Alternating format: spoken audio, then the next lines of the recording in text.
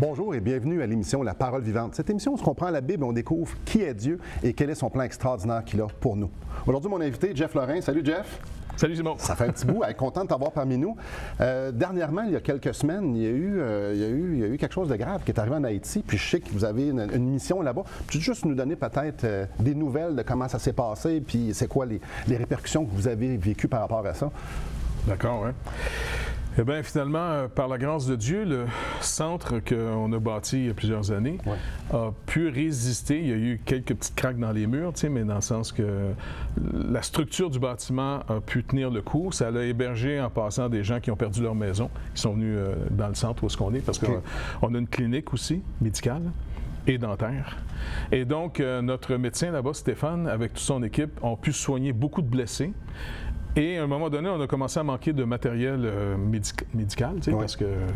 Et par la grâce de Dieu, ben, il y a une autre mission avec qui on collabore, Agape Flight, aux États-Unis, qu'eux autres achètent du matériel et par qui on peut l'acheter aussi, qui vole jusqu'au Caille et l'amène au centre et dans les hôpitaux de la place, mais surtout au centre. Donc, ça peut aider. Mais des amis au bout du village, Rod et puis sa famille, tout ce qu'ils avaient bâti, un grand centre, sportif, entre autres, pour, c'est une manière d'aider les jeunes à se développer, ainsi de suite. Là. Mais eux autres, je ne sais pas pourquoi, je ne connais pas trop les terrains, là, comment ça marche, là, mais ils sont juste sur le bord de la mer. Tout a brisé au complet. Leur maison, le centre, le gymnase. Et puis même, il y a des fissures dans le terrain impressionnantes. Nous, on est un peu plus dans le village. Par la grâce de Dieu, on a été préservés jusqu'à un certain point. Fait qu'on va rebâtir quelques maisons, mais on travaille aussi avec la MEBSH. Et puis avec eux, on va voir comment on peut les aider à rebâtir certaines écoles, parce que beaucoup d'écoles ont été brisées, et aussi certaines églises, des bâtiments qui ont été dangereusement brisés. Fait qu'on va trouver comment les aider finalement, pour bâtir tout ça. Fait que malgré la désolation, Dieu a quand même prévu pour vous des œuvres, pour que vous puissiez partager son amour, partager sa grâce, évidemment, l'Évangile avec les gens. Donc, c'est pour ça qu'on continue finalement à soutenir. Il y a des gens qui travaillent pour nous autres maintenant à la mission. Notre but en tant que mission, c'est toujours de rendre la mission de plus en plus autonome. Parce que bien aider, c'est difficile. Parce que le danger, souvent, quand on s'en va aider dans des pays pauvres, on peut faire du dumping. Et là, on rend les gens dépendants de ce qu'on fait, plutôt que de trouver le moyen de stimuler l'économie locale, pour qu'éventuellement, ils viennent nous rejoindre et ensemble, on va faire l'œuvre de Dieu.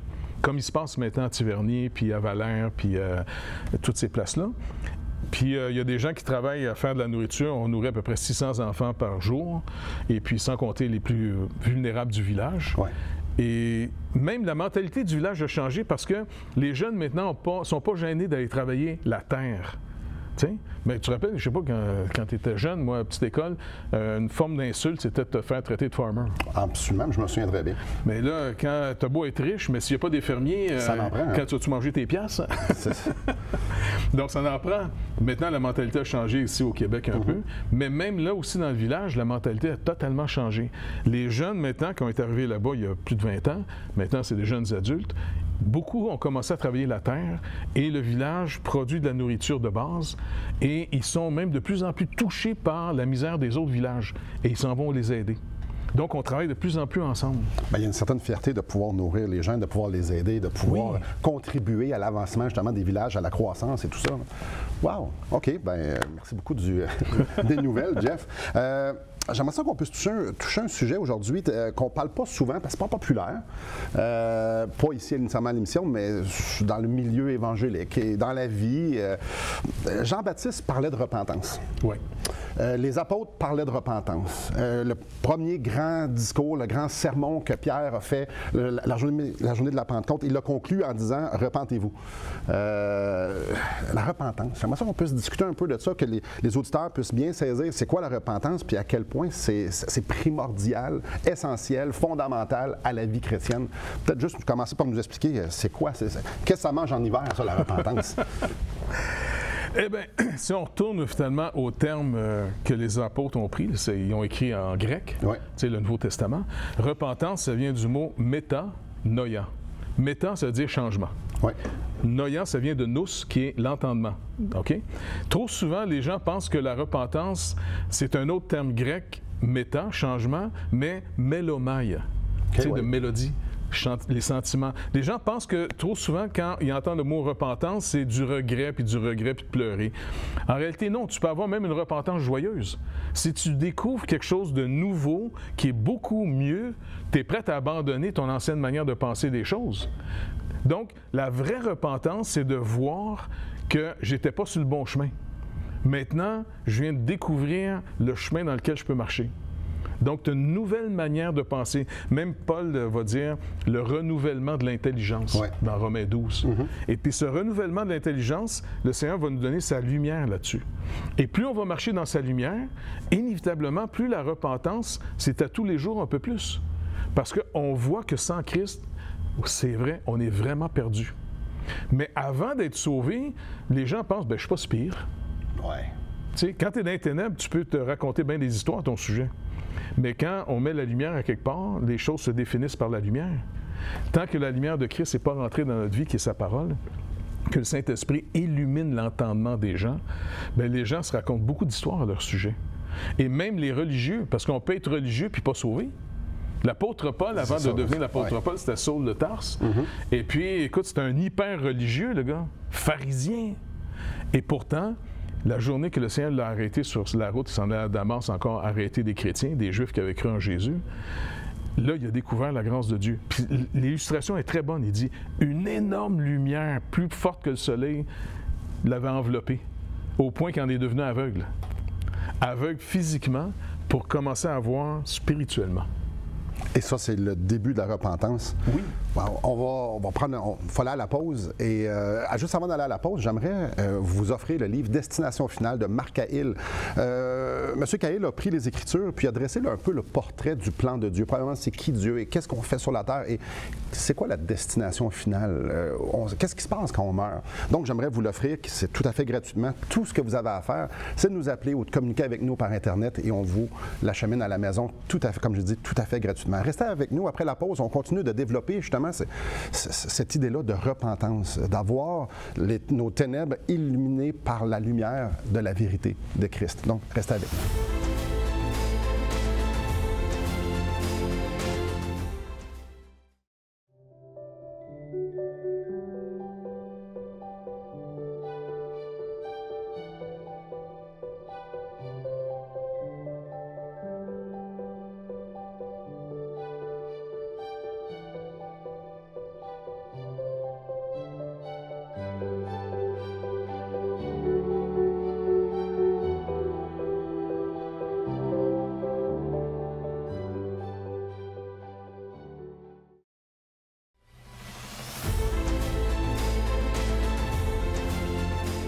Bonjour à vous. Jeff, lorsqu'on parle de repentance, parfois j'entends des gens dire, bien, j'ai demandé pardon. Tu sais, souvent, je réalise que j'ai fait quelque chose de mal, je demande pardon. C'est ça la repentance? Avoir ton sourire, je pense que non. On pourrait dire que c'est un effet de la repentance, mais c'est pas la repentance. Si j'ai réalisé que j'ai fait du tort à quelqu'un, c'est tout à fait normal d'aller, au fond, pas simplement... Comment je peux dire, trop de gens viennent s'excuser, en d'autres mots, expliquer pourquoi ils ont fait ça, plutôt que de demander pardon en reconnaissant la faute. Mais trop souvent, c'est encore une fois des gens qui cherchent à juste pas avoir les conséquences de leurs actions. De là, bien souvent, quand on se repent, ici on demande pardon, ou on s'excuse, on va aller voir la personne, je t'ai fait du mal, et puis je vais aller te voir toi, puis je vais te demander pardon, puis peut-être, je vais dire à Dieu aussi, ben, je te confesse, je demande pardon, tout ça. Une des histoires de repentance que je trouve les plus éblouissantes, c'est l'histoire de David. Dans le psaume 51, peut-être à la maison, on n'aura pas le temps de tout le voir, mais si les gens veulent aller voir ça. C'est vrai. David viole une femme, fait tuer son mari, vit dans le déni, cache son péché pendant au moins 9 mois. Et puis, Dieu envoie un prophète pour justement dire « Hey, qu'est-ce que tu fais là, champion? » Et puis là, le psaume 51, c'est le psaume de repentance de David. Et ce qui est intéressant de ce psaume-là, c'est que David se retrouve devant Dieu.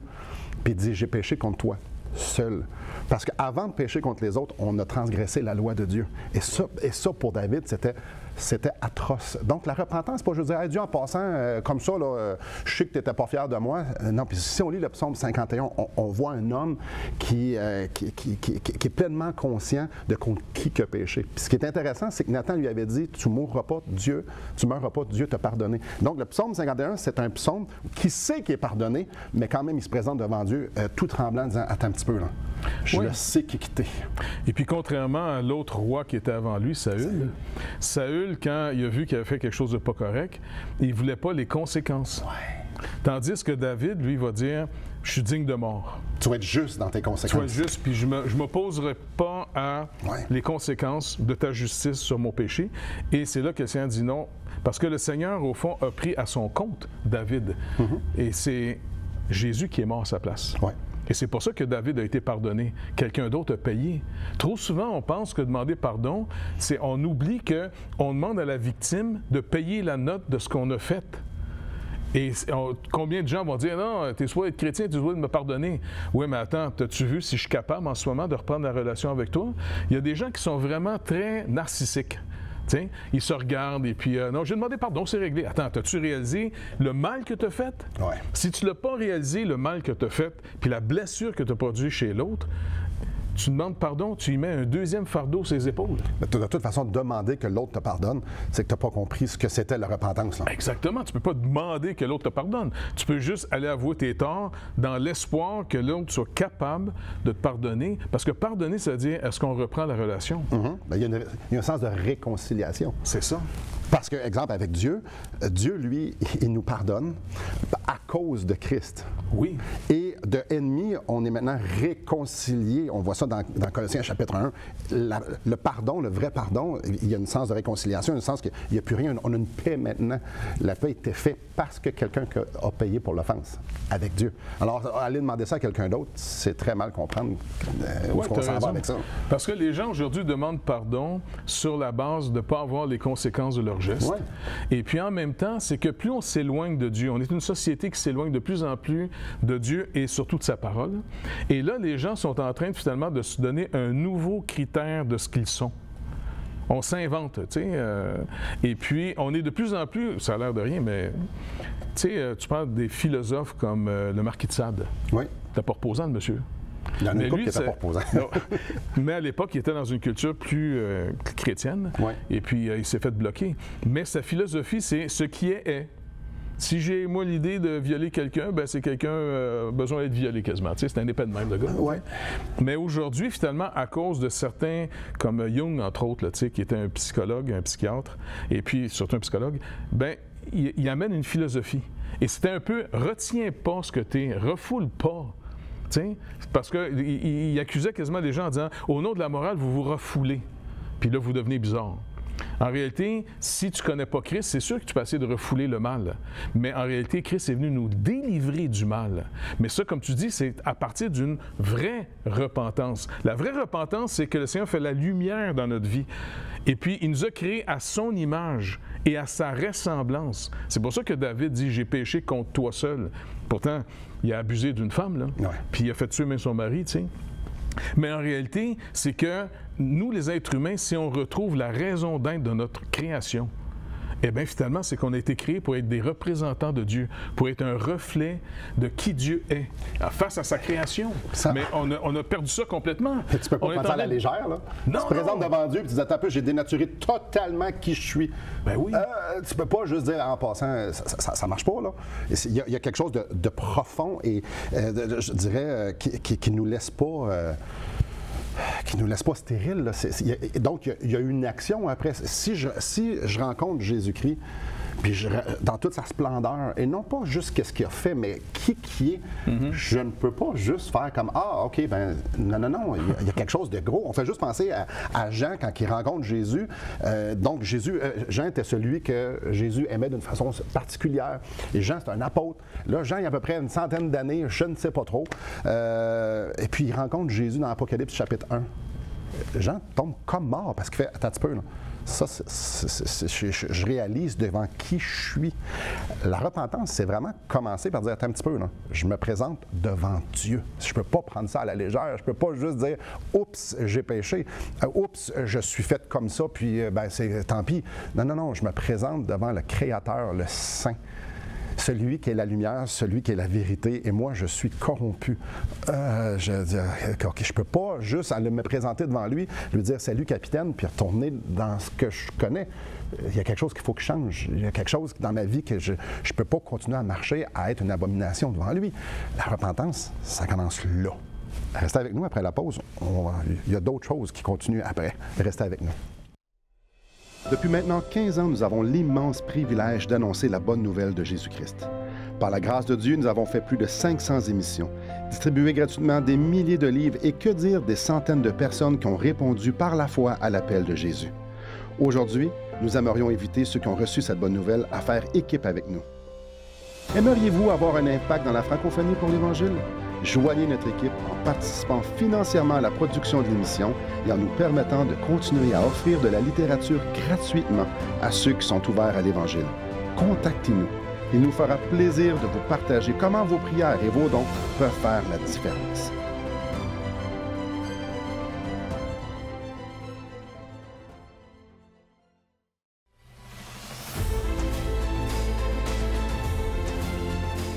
Bonjour à vous. Jeff, Jésus nous laisse une mine d'or d'illustration de ce qu'on est en train de parler par rapport à notre état et par rapport à ce qui nous manque. Et peut-être nous en citer quelques-uns, justement. Je te laisse la parole. Jésus, tu parlais de l'apôtre Jean tout à l'heure, dans son évangile, Jean présente Jésus comme étant la lumière du monde. Oui. Il est venu dans les ténèbres. Donc, c'est pour nous montrer que nous, on vit dans un monde ténébreux, qui est séparé de Dieu. OK? Pourtant, on a été créé à l'image de Dieu, mais puisqu'on est l'image, on est des êtres, on pourrait dire, analogiques. Ouais. En d'autres mots, j'ai besoin de l'original pour retrouver qui je suis. Mais si je n'ai pas l'original, les gens vivent dans l'imagination de s'inventer eux-mêmes. Tu comprends? Maintenant, quand Jésus est venu, trop souvent, on parle de Jésus comme quelqu'un qui vient régler les problèmes de la condition humaine. Tu sais, il a guéri, je sais pas moi, il a donné la vue aux aveugles, il a donné l'ouïe aux sourds, il a même purifié des lépreux, ou encore même ressuscité des morts, ouais. Il a nourri des foules. C'était pas nécessairement le but des soulager sur le temps, c'était pas nécessairement ça le but principal. Non, le but principal, c'était toujours de les ramener aux Écritures pour montrer qui il était. Ouais. Donc, par exemple, si la lumière du monde vient, ben écoute, on a beau avoir un beau lever de soleil, mais si tu es aveugle, tu vois rien. Tu vois rien. Tu as beau avoir le soleil qui éclaire de manière éblouissante, mais si tes yeux sont incapables de voir la lumière, ben tu es dans les ténèbres, même si c'est en plein jour. Si tu es sourd, tu as beau finalement aller t'exposer au plus beau message du monde, tu n'entendras rien. Pas vrai? Donc, le Seigneur, finalement, dans Ésaïe, il dit, il va venir pour donner la lumière, dans le sens aux aveugles. Il va rendre les aveugles qui vont être capables de voir la lumière. Il va ouvrir les oreilles des sourds pour qu'ils puissent entendre les paroles du livre. Donc, c'est pour montrer finalement qu'on est totalement dans notre nature déchue, séparé de Dieu, insensible à Dieu. Et le premier commandement qui est aimer Dieu, nous, les êtres humains, on aime ce qu'on trouve précieux. Ouais. Mais tant qu'on ne connaît pas le Seigneur, on ne peut pas l'aimer. Souvent, on voudrait avoir le génie dans la bouteille. Là, tu sais, quand Parler au Père Noël. Ouais, quand j'étais petit, il y avait une émission, comment ça s'appelait, I Love... C'est pas Jenny? Oui, Jenny, là, ouais, tu sais, avec le capitaine, je sais pas trop quoi, là, tu sais. Et puis... Je n'étais pas né encore, je sais pas. C'est quand j'étais jeune, tu n'étais pas né encore. Ouais, c'est ça. Mais trop souvent, les gens veulent avoir un genre de génie comme ça à leur service, seulement pour changer en pensant que le problème vient de la condition humaine dans laquelle on est. Non. Ça vient de la nature humaine. Jésus-Christ est venu, oui, toucher notre condition humaine pour nous montrer que le vrai problème, il n'est pas dans la condition, il est dans la nature. Et c'est quand il change notre nature, il est venu nous porter au fond en disant, je vais payer votre dette, je vais mourir de vos péchés, car le salaire du péché, c'est la mort. Maintenant, Christ ne pouvait pas mourir, il était sans péché. Mais comment ça se fait qu'il est mort? Il est mort parce que le Père, dans le jardin, tu te rappelles l'histoire de la coupe? Oui. C'est comme si le Père dit, maintenant, je vais mettre à ton compte la faute, la condamnation de tous ceux qui vont venir à toi, qui vont mettre leur espérance en toi. Mais toi, tu dois payer. tu dois payer car le salaire du péché, c'est la mort. Et quand Christ a été crucifié, c'est pas pour rien. Selon les Écritures, dans la loi de Moïse, Dieu avait dit à Moïse tout ce qui devait décrire le sacrifice de Christ, dont, entre autres, mourir sur du bois. Un Juif là, qui mourait sur du bois, il capotait bien raide. Ouais. Parce que c'était une déclaration que Dieu dit « Quiconque meurt pendu au bois est déclaré maudit de Dieu ». Et Jésus est mort où? Sur une croix. En plus, quand? À Pâques. Quand Jean-Baptiste le veut arriver, il a tout de suite typifié « Voici l'agneau de Dieu qui a enlevé le péché du monde ». Mais pour les Juifs, là, ils comprenaient en disant « L'agneau ». L'agneau, c'était à la Pâque. C'est l'agneau qu'on avait tué quand Dieu avait sorti le peuple d'Égypte. Ouais. Donc, toutes les illustrations pointent vers Jésus qui devait venir. Et en venant, il prend notre place. C'est pour ça que Jésus dit « Nul ne vient au Père que par moi ». Et puis même l'auteur de l'Épître aux Hébreux va dire une phrase « Comment échapperons-nous en négligeant un si grand salut? » Donc, c'est vraiment important pour nous autres de dire au Seigneur, écoute, si tu es venu donner la vue aux aveugles, c'est vrai qu'en ce qui te concerne, ben je l'avoue, je suis aveugle. Ouais. Parce que si on est supposé de découvrir que tu es le plus grand trésor de l'humanité, eh bien moi, j'aime mieux mon cash, j'aime mieux mon char, j'aime mieux ma religion, maison. Peu importe, mes enfants, n'importe qui. C'est ça. Puis dire, écoute, Seigneur, écoute, tu as raison, je suis séparé de toi. Je suis perdu. Maintenant, le Seigneur est venu faire des manifestations pour montrer dans la condition humaine, pour changer plutôt en disant « Venez à moi que je change votre nature humaine ». Et c'est pour ça qu'il dit « Je t'offre une nouvelle création, une nouvelle nature, naître de nouveau ». Paul dit dans 2 Corinthiens 5,17 « Si quelqu'un est en Christ, il est une nouvelle création.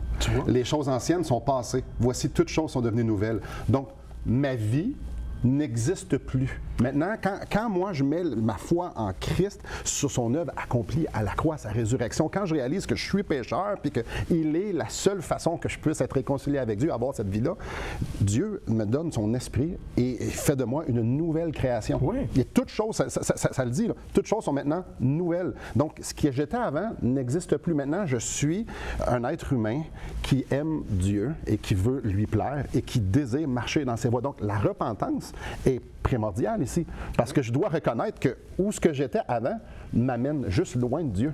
Et maintenant, quand Dieu se présente à moi, je fais « Wow! C'est ça que je veux. » Il y a comme ce 180 degrés. Là. Ma nature vient de changer. Ma nature est celle... C'est comme si tu étais né aveugle, comme il y a un gars qui était né aveugle, vers l'âge de 38-39 ans, on va dire, Jésus lui donne la vue. Maintenant, ça veut dire que lui, toute sa vie, il a appris à vivre en aveugle. Ouais. Maintenant qu'il a la vue, il faut qu'il réapprenne, c'est une nouvelle dimension qui s'ouvre devant lui. Il va réapprendre à marcher, à vivre, à rencontrer les gens. C'est la même chose pour nous autres dans la nouvelle naissance. C'est ça la vraie repentance. Ouais. Je change ma manière de penser. Je ne suis plus un aveugle. Maintenant, j'ai accès à la lumière de Dieu. Le Seigneur va nous éclairer. Et je ne veux plus rien savoir. Malheureusement, je vais regarder une couple de fois en arrière, mais c'est plus ça que je veux. Là. C'est que je vais vite avoir sur ma conscience de faire comme non, c'est Dieu, je veux, c'est pas ça. De là, de dire juste dire Seigneur, sauve-moi, c'est fini, regarde, je veux la sortie de prison sans frais, je veux pas aller en enfer, juste simplement ça. Je pense que les gens n'ont pas compris, c'est écrit Christ. Tu as raison. Quand tu comprends Christ, quand tu comprends qui il est, le Créateur, le Saint, le Juste, celui qui nous aime assez pour venir mourir sur la croix, pour prendre la colère de Dieu qui m'était réservée et qui me sauve, tout simplement parce que je crois en lui, qui m'offre cette grâce-là, ce salut-là, comment je fais pour retourner après ça à mon vomi et dire non, j'aime ça toutes les choses que tu n'aimes pas. Non, ça vient ensemble. Ça vient ensemble. Je veux Christ comme sauveur, puis je le veux aussi qu'il vienne régner dans ma vie. Et comme Jeff le dit, pas parfait, mais je vais avancer à tâtons. Je veux, même si c'est maladroit, mais c'est ça que je veux. La repentance crée un cœur comme ça. Et c'est ça le salut. Le salut, c'est de se repentir et de courir vers Christ et dire c'est toi que je veux. Et juste avant d'aller à la pause, je vous pose la question. Vous, est-ce que vous vous êtes repenti devant le Seigneur? Oui, comme on a dit, pas juste demander pardon. C'est Seigneur, tu es la seule solution. Je te veux. Comme sauveur, comme Seigneur, prends ma vie. Ce que je veux, c'est goûter qui tu es et ce que tu as pour moi. Prenez la pause pour y penser. Et si vous ne l'avez jamais fait, ô combien c'est le bon temps de le faire. On finit après la pause. On va terminer l'émission justement en faisant une belle boucle sur ce grand sujet-là qu'est la repentance. Restez avec nous.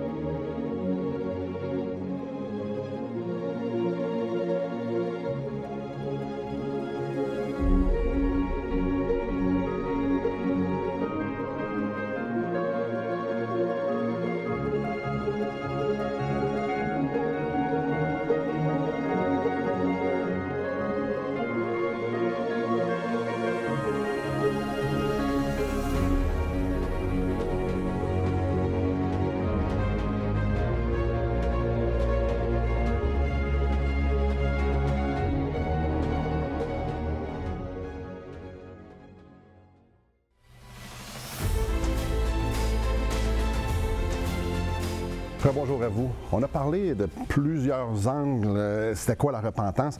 Il y a une histoire qui illustre tellement bien vraiment tout ce qu'on a dit et je te laisse la raconter ou la paraphraser. OK. Donc, souvent, quand on voit la crucifixion de Jésus, on voit toujours deux autres croix à côté. Ouais. Hein? Les fameux larrons. Les bandits, les deux bandits. Et puis, dans les évangiles, on va raconter qu'au début, les deux sont en train de dire, écoute, si tu es le Messie, c'est le temps de faire un miracle. Sauve-toi, puis sauve-nous. En d'autres mots, sors-nous de là, sauve-nous. Rends-nous la vie plus facile. C'est ça. Ouais. Condition humaine. Les gars sont cloués sur du bois, ça doit faire mal aussi. Hein? Et puis, ils vont souvent, comme bien du monde, dire, OK, sauve-nous, là, ouais, c'est le temps de faire un miracle, sauve-moi. Mais il y en a un des deux qui a été sauvé. L'autre, selon les Écritures, ne nous est pas dit finalement s'il y a une repentance. Ouais. Il y en a un moment donné qui vient d'avoir un déclic. C'est comme si les yeux de son cœur sont ouverts. Et Jésus, finalement, il est battu à mort, abandonné des siens. Tu ne peux pas avoir Jésus plus en échec que ça. Ouais. Plus pauvre que ça. C'est facile de vouloir croire dans un Jésus qui vient de faire une multiplication des pains et des poissons, ou bien encore une fois qu'il a ressuscité un mort. Cloué sur une croix, sa peau en lambeaux. C'est ça. Le gars, il était battu à mort, abandonné. Je veux dire, les autorités religieuses de la place le condamnent. Il est cloué sur du bois. Fait que tous les Juifs disent, hey, s'il meurt cloué sur du bois, il a dit que selon la loi de Moïse, il est maudit de Dieu. Ouais. Mais le gars, finalement, soudainement, il arrête. Il dit à son chum, arrête, nous autres, on mérite d'être là. Il vient d'accepter sa condamnation. Il vient de voir qu'il est condamnable. Avant, là, il ne le voyait pas. Il cherchait juste, sors-moi de la condition. Tout le monde a des excuses pour toujours s'expliquer pourquoi j'ai fait ci, j'ai fait ça. J'étais malheureux quand j'étais petit. Pas lui. Non, lui, à un moment donné, il a déconnecté en disant, wow, je suis perdu. Et il se retourne vers Jésus en disant, rappelle-toi de moi quand tu vas rentrer dans ton règne. Jésus se le regarde et il dit, ce soir même, tu vas être avec moi au paradis. Jésus paye sa dette. Mais quelle promesse! Écoute, c'est trop beau. Je veux dire, pourquoi on ne demande pas au Seigneur, Seigneur, oui, je t'aveugle de toi, ouvre mes yeux, viens à mon secours. Mais quel appel que le Seigneur nous fait. Ce grand Dieu extraordinaire qui nous aime, qui est venu payer nos péchés, puis qui fait juste dire, crois en moi, reconnais ta condition et crois que j'ai tout fait pour justement qu'on puisse être ensemble. Mes chers amis, soyez réconciliés avec Dieu. Considérez qui est Dieu, ce qu'il a fait pour vous en Jésus-Christ et tournez-vous vers lui et dites, sauve-moi. Merci beaucoup, Jeff. Merci à vous. Et que le Seigneur vous bénisse.